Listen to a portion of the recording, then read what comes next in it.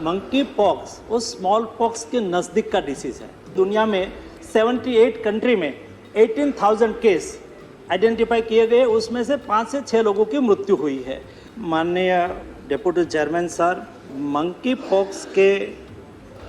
Pox वो small pox के नज़दीक का डिसीज़ है और स्मॉल पॉक्स के लिए टीका का रिसर्च हुआ था। मंकी पॉक्स के लिए अभी टीका का रिसर्च बहुत लिमिटेड रूप में किया गया है, या तो वो अभी एकदम limited studies on the efficacy and safety पर काम हो रहा है। केवल जब यूरोप में ज़्यादा केस दिखाई दे रहा है, आज कुल मिला के दुनिया में 78 कंट्री में 18,000 केस आइडेंटिफाई किए गए, उसमें से 5 से 6 लोगों की मृत्यु हुई है।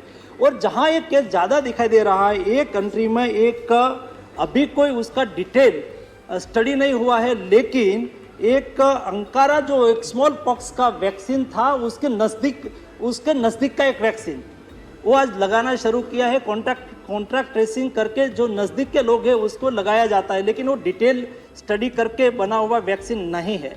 और WHO ने भी कहा है कि उसका सार्वजनिक वैक्सीनेशन करने की आवश्यकता नहीं है।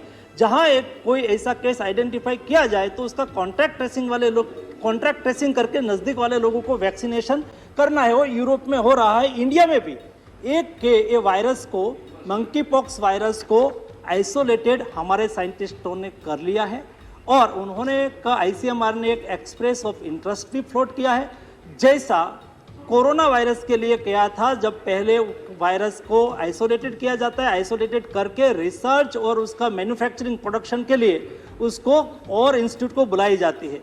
ऐसी सभी देश की इंस्टीट्यूट के लिए एक एक्सप्रेस ऑफ इंटरेस्ट फ्लोट किया है। उसके आधार पर जो भी हमारे इंस्टीट्यूट, जो भी हमारे साइंटिस्ट आगे आएंगे, उसको आइसोलेटेड किया हुआ वायरस उसको दिया जाएगा, ताकि वो देश में ही मंकी पॉक्स वैक्सीन का रिसर्च कर सके और बना सके। माननीय डिप्टी चेयरमैन साहब, ये देश के ताकत है और क्षमता भी है। जैसे हमारे साइंटिस्ट पर हमें भरोसा भी है, यही साइंटिस्ट ने, हमारे देश के ही साइंटिस्ट ने कोरोना वायरस को आइसोलेट करके रिसर्च भी कर लिया और मैन्युफैक्चरिंग भी कर लिया था, वैसे ही मंकी पॉक्स वायरस को आइसोलेटेड किया गया है और भविष्य में उसका रिसर्च करके वैक्सीन भी हमारे साइंटिस्ट बनाएंगे, ऐसी हमारी अपेक्षा है और मुझे विश्वास है कि हमारा देश उसके पर खरे उतरेंगे।